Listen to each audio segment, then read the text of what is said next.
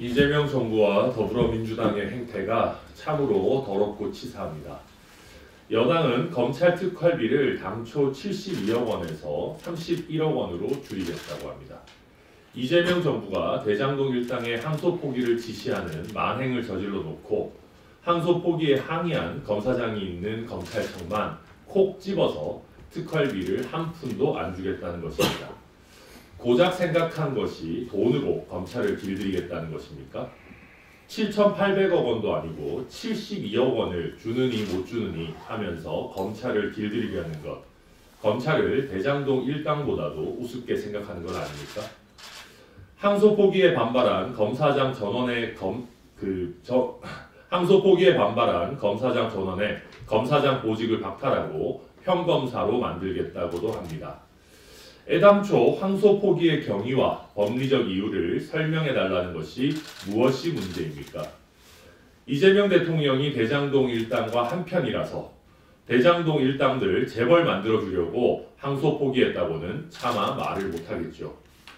항소 포기 이유를 설명하는 것이 불가능하니까 문제 제기하는 사람을 더럽고 치사하게 때려잡으려는 것입니다. 항소 포기 이유를 알려달라는 것은 애초에 정당한 항의이지 정권에 대한 항명이 아닙니다. 항소 포기에 항의한 검사장들이나 일선 검사들은 모두 본인의 역할을 충실하게 수행하고 있습니다. 그 어떤 명령에도 불복하거나 항명하고 있지 않습니다. 법무부와 검찰 지휘부 스스로 윗선 외압은 없었다고 일축하고 있는 상황에서 무슨 명령이 있었고 무엇이 항명이라는 것입니까?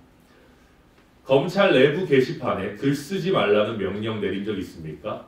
검사장들이 단체로 항소 포기, 항의하지 말라는 명령 내린 적 있습니까?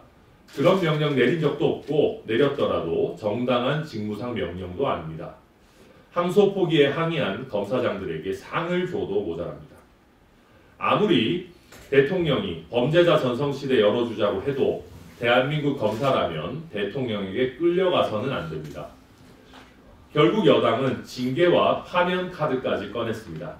검사 파면법을 발의해 검사를 탄핵 없이 파면하겠다고 합니다.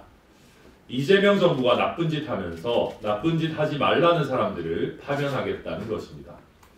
검사들을 파면할 것이 아니라 나쁜 짓 한 이재명 정부, 특히 정성호 장관을 파면해야 합니다. 아무리 이재명 정부가 더럽고 치사하게 검사들을 때려잡아도 본인들이 더러운 짓 한 것이 감춰지지는 않습니다. 이상입니다.